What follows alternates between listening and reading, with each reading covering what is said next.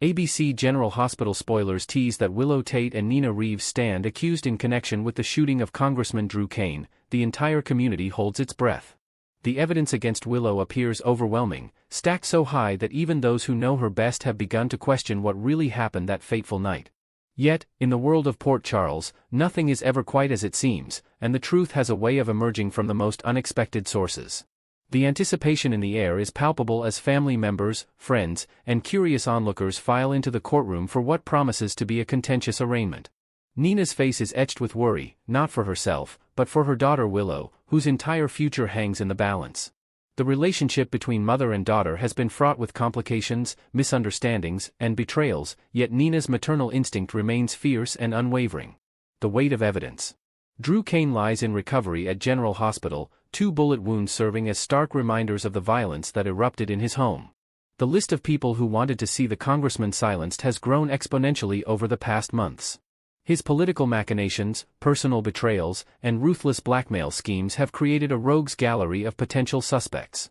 From the Ashford family, whom he targeted with insurance fraud allegations against Stella, to the Quartermains, whose family crypt he attempted to destroy using his congressional power, Drew has made enemies at every turn.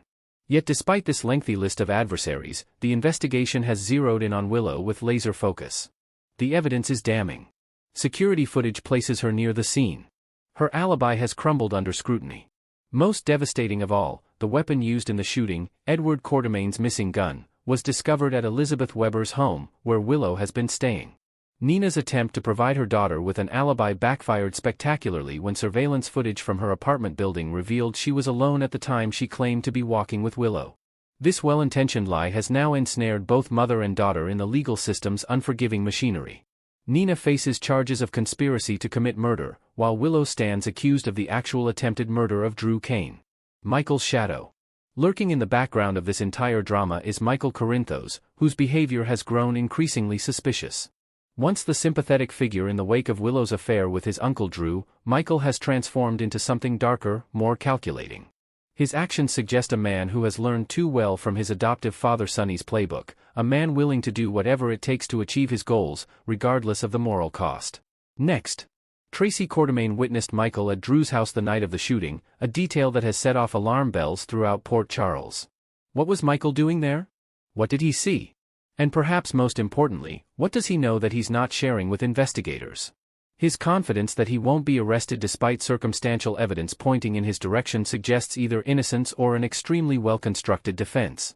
The custody battle between Michael and Willow over their children Wiley and Amelia has devolved into a vicious war, with both parents willing to deploy increasingly ruthless tactics. Michael's offer of supervised visitation, 1 hour per week with a therapist present, seemed almost magnanimous until the arrest warrant was served. The timing was devastating, with Willow being taken into custody in front of her confused and frightened children, a moment that will haunt everyone present for years to come. The witnesses in the shadows. What few people know is that 2 other individuals were present in Drew's home that night, Kai Taylor and Trina Robinson. The young couple had broken into Drew's safe, seeking evidence he was using to blackmail Trina's mother, Portia Robinson. Hidden in Drew's bedroom when the shooting occurred, they heard everything but saw nothing definitive. The identity of the shooter remains a mystery locked in the chaos of that violent night. Kai managed to retrieve the documents Drew was using against Portia and destroy them, but in doing so, he left potential evidence behind, his fingerprints on the baseball bat he grabbed in case the shooter was still present. The weight of this knowledge has been crushing. Should he and Trina come forward with what they know, they risk criminal charges for breaking and entering. Should they remain silent, an innocent woman might go to prison for a crime she didn't commit. The moral calculus has tortured Kai for weeks. He and Trina have played amateur detective, trying to piece together what happened without revealing their presence. They've agreed never to speak of that night, a pact born of fear and self-preservation. But as the trial approaches and the evidence against Willow mounts, Kai finds himself at a crossroads. Can he live with himself if his silence destroys Willow's life and tears her children away from her forever? The arraignment begins. The courtroom is packed as the arraignment begins, the air thick with tension and unspoken accusations. District Attorney Justice Turner presents the state's case with clinical precision. The evidence against Willow appears insurmountable: motive, opportunity, the weapon found at her temporary residence. Nina's false alibi has only made matters worse, suggesting consciousness of guilt, a desperate mother trying to protect her daughter from the consequences of a terrible act. Diane Miller, one of Port Charles's most formidable defense attorneys, sits ready to defend her clients, but even she seems concerned by the mountain of evidence. The proceeding is expected to be straightforward, a simple arraignment where pleas are entered and bail is discussed. No one anticipates what is about to happen. Judge presiding over the case calls the courtroom to order, and the formal charges are read. Nina and Willow stand side by side, their faces pale but resolute. Family members crane their necks to get a better view. Sonny Corinthos watches with barely contained fury, his protective instincts toward his family at war with his knowledge of the evidence. Carly hovers nearby, her loyalties divided between her son Michael and the broader implications of the case. The unexpected witness. Just as the judge prepares to ask for pleas, a disturbance ripples through the courtroom. A young man stands in the gallery, his hand raised, his voice cutting through the formal proceedings. "Your Honor, I have information relevant to this case," Kai Taylor announces, his voice trembling but determined. The courtroom erupts in confusion. The judge demands order, banging her gavel repeatedly. Attorneys approach the bench in hurried conference. Anna Devane and Dante Falconeri, the investigators who built the case against Willow, exchange shocked glances. What could this young man possibly know? And why is he coming forward only now? After intense consultation, the judge allows Kai to approach and be sworn in. The decision is highly irregular, but the potential relevance of his testimony to the charges being considered persuades her to hear what he has to say. Trina Robinson sits frozen in the gallery, her eyes wide with a mixture of fear and admiration as Kai takes the stand. She knows what this moment will cost them both. Under oath, Kai begins his testimony, his words dropping like bombs into the hushed courtroom. He explains that he and Trina were in Drew's house the night of the shooting. They were there without permission, seeking to recover evidence Drew was using to blackmail Portia. The admission sends shockwaves through the room. Curtis Ashford grips the armrest of his chair, while Portia looks like she might faint. But Kai isn't finished. He describes hearing Drew come home, hearing the sound of a drink being poured, hearing Drew's voice as he spoke to someone or perhaps to himself. And then, the gunshots. 2 distinct shots, separated by a pause that seemed to stretch into eternity. Kai and Trina remained hidden, terrified, not knowing if the shooter was still present or if they would be discovered. The revelation. The courtroom is completely silent now, every person hanging on Kai's words. He describes emerging cautiously from the bedroom, baseball bat in hand, ready to defend himself and Trina. He describes seeing Drew on the floor, blood pooling beneath him. He describes the panic, the decision to take the documents and flee before the police arrived. And then he says the words that change everything. "As Trina and I were leaving through the back of the house, we saw someone else, someone we recognized." Kai's voice grows stronger, more certain. "We saw Michael Corinthos in the shadows near the living room. And we saw him holding a gun." The courtroom explodes into chaos. Michael shoots to his feet, his face a mask of fury and denial. Carly cries out. Sonny's expression is unreadable. Willow sags with relief, tears streaming down her face. Nina clutches her daughter's hand, her own eyes brimming with emotion. Kai continues, speaking over the din, describing in detail what he and Trina witnessed. The careful way Michael moved through the house. The gun in his hand, the same distinctive antique weapon that once belonged to Edward Quartermain. The cold calculation on his face as he surveyed the scene. The moment he noticed Kai and Trina and their eyes locked in mutual recognition and horror. "We didn't come forward because we were afraid," Kai admits, his voice breaking slightly. "We were afraid we'd be charged with breaking and entering. We were afraid no one would believe us. We were afraid of what Michael might do if we accused him." He looks directly at Michael as he says this, and something in his gaze is both accusing and sad. "But I can't let Willow go to prison for something she didn't do. I can't let Nina be punished for trying to protect her daughter from a crime she didn't commit. The truth matters, even when it's terrifying to tell it." The aftermath. The judge calls for order repeatedly, her gavel cracking like thunder. Security guards move toward Michael, but he doesn't run. Instead, he stands perfectly still, his lawyer Diane already by his side, whispering urgent instructions in his ear. Dante looks torn, caught between his duty as an officer and his family loyalty to Michael. Anna's expression is grim but unsurprised, perhaps she had suspected Michael's involvement all along. Tracy Quartermain, who had kept Michael's presence at the scene secret, closes her eyes in resignation. She had hoped to protect the family, but Kai's testimony has blown that possibility apart. The complicated web of loyalties, secrets, and lies that seemed so important just moments ago has been swept away by the simple power of truth. The judge suspends the arraignment, ordering Michael to surrender his passport and remain in Port Charles pending further investigation. The charges against Willow and Nina are not immediately dismissed. The legal process doesn't move that quickly, but the energy in the courtroom has shifted dramatically. What seemed like an open-and-shut case against Willow has transformed into something far more complex and troubling. As court officers begin clearing the room, families cluster together in small, tense groups. The Corinthos clan faces an internal reckoning as devastating as any external threat. Michael, who positioned himself as the moral authority in his custody battle with Willow, now stands revealed as potentially far more dangerous than anyone imagined. His willingness to frame his children's mother for a crime he himself may have committed represents a betrayal that cuts to the bone. Willow and Nina embrace, mother and daughter united in relief and disbelief. Drew, still recovering in his hospital bed, will soon learn that the investigation has taken a dramatic turn. The man he was grooming to take over the courtermain interests, the man he underestimated as weak and malleable, may have been the one who put 2 bullets in his back. Kai and Trina leave the courtroom together, knowing their lives have irrevocably changed. Their decision to come forward will have consequences, legal, social, and personal. But as they step into the bright Port Charles sunshine, there's a sense of weight lifted, of having done the right thing even when it was the hardest thing. The questions that remain. The revelation in the courtroom has answered some questions but raised countless others. Did Michael really shoot Drew? If so, what was his motive, revenge for the affair with Willow, or something more calculated about the custody battle and Drew's role in it? Was he acting alone, or was someone else involved? And if Michael is guilty, how did Edward's gun end up at Elizabeth's house where Willow was staying? Was that part of an elaborate frame job, or is there yet another layer to this mystery? The evidence Kai describes is compelling but circumstantial. Michael was present at the scene.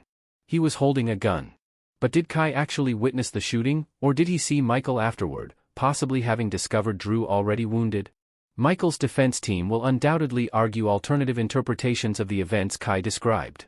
There's also the matter of other potential suspects. Sidwell, the mobster with his own reasons to want Drew silenced. Curtis and Portia, who were being blackmailed. Even Carly, who had ample motive to protect her family from Drew's machinations. The investigation that seemed so focused on Willow must now expand to encompass all these possibilities. For Port Charles, this is just the beginning of what promises to be one of the most sensational trials in the city's history. The coming weeks will test loyalties, expose secrets, and force every character to confront uncomfortable truths about themselves and those they love. The simple question of who shot Drew has evolved into a referendum on family, justice, and the price of revenge. As the sun sets over the Port Charles courthouse, casting long shadows across the marble steps where protesters and supporters have gathered, one thing is certain: nothing will ever be the same. The testimony of a young man who chose truth over self-preservation has set in motion events that will reshape the landscape of this community. Whether that change leads to justice or simply to more pain remains to be seen, but the journey toward that answer promises to be as dramatic and unpredictable as Port Charles itself. The courtroom may have emptied for the day, but the real trial, of Michael, of Willow, of the entire tangled web of relationships that bind these families together, is only just beginning. Next. The shocking truth: Sidwell's return to Port Charles and the unveiling of Michael's true father.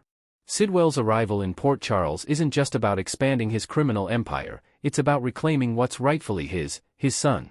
A long-buried DNA dossier has surfaced, exposing that A.J. Courtermain was never Michael Corinthos' biological father. The real truth: Sidwell, a ruthless crime lord, is Michael's birth father, the product of a brief, passionate liaison with Carly Spencer 30 years ago. As the truth explodes into the open, Michael faces an earth-shattering identity crisis, and Sidwell tempts him with the promise of unlimited power, an offer that could plunge Michael into darkness or define his destiny. Port Charles has seen its share of villains, but none like Sidwell. Without warning, he pulls into the harbor in a sleek black yacht, flanked by his personal security detail. Word spreads through the docks that the elusive mastermind behind a global crime network has finally set foot in the city. Sidwell's piercing gaze sweeps the skyline as he issues cryptic messages to local power brokers. Territories will change hands, alliances will shift, and soon all of Port Charles will know his name. For Michael Corinthos, now the underworld's golden boy and Sonny Corinthos' adopted heir, Sidwell's return feels like a thunderclap. Sonny's operations are under threat, his loyalties tested. Even the tightest circle of allies can't ignore Sidwell's power or the chill of dread that follows him through the city streets. While the city buzzes with Sidwell's presence, another storm brews behind closed doors. Dr. Liesel Albrecht, always the conspirator, discovers an old DNA file hidden in the dusty archives of General Hospital. It's a routine check, until the results reveal something shocking: A.J. Courtermain is not Michael's biological father. The file points unmistakably to Sidwell as the true parent. Liesl knows this secret could level the world's strongest families. She confronts Carly Spencer, now a hospital legend whose life has weathered tragedy after tragedy. Carly's face drains of color as the decades-old secret resurfaces.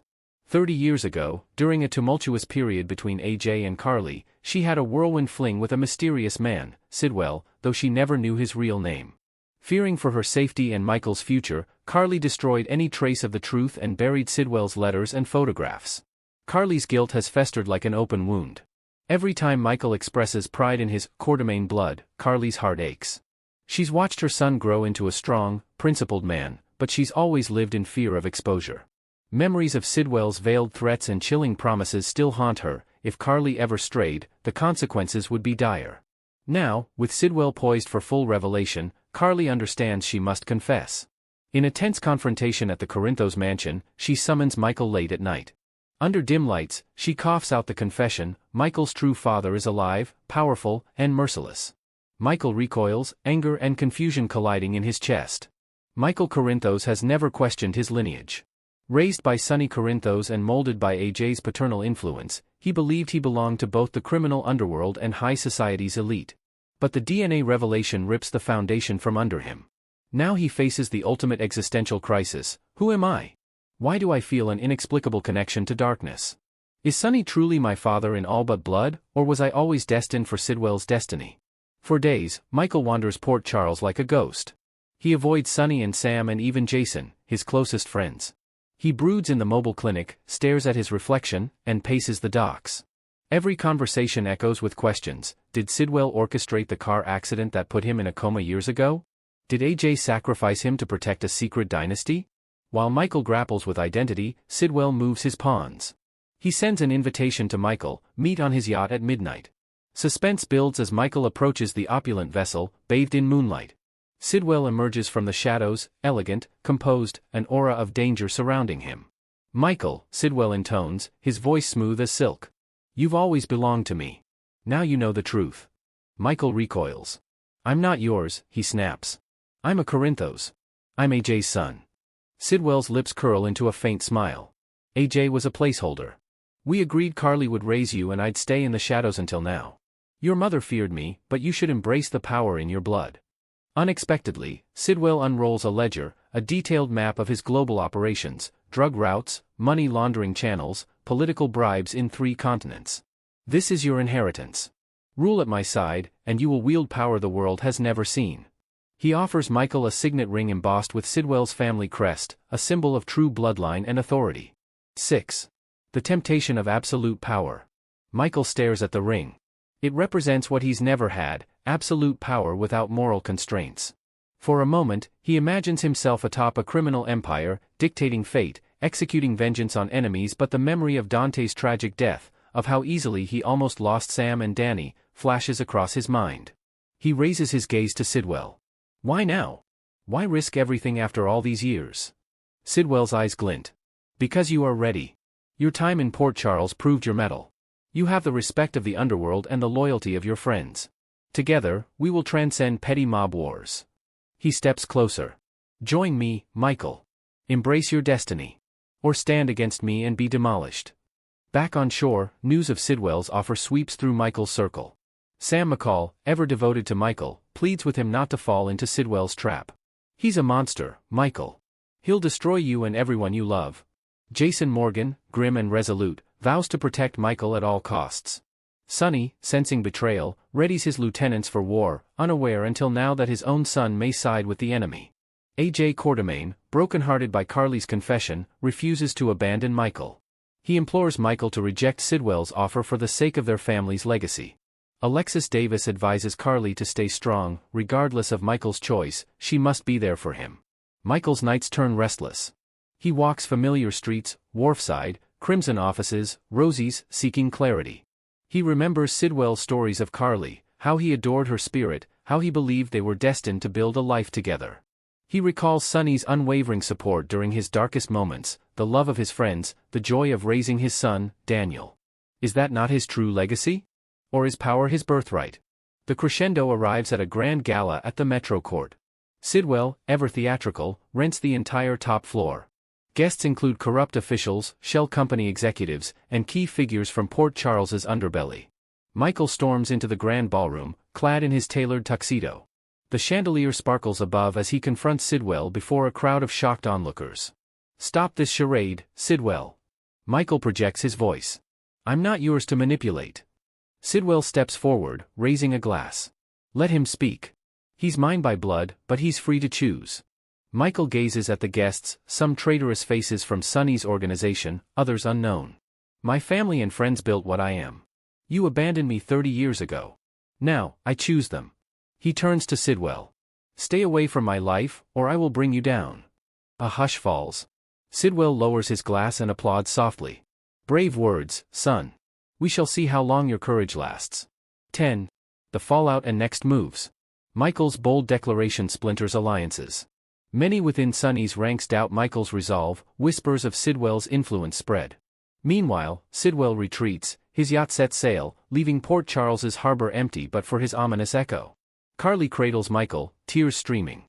"You did the right thing," she murmurs. "I'm so proud of you."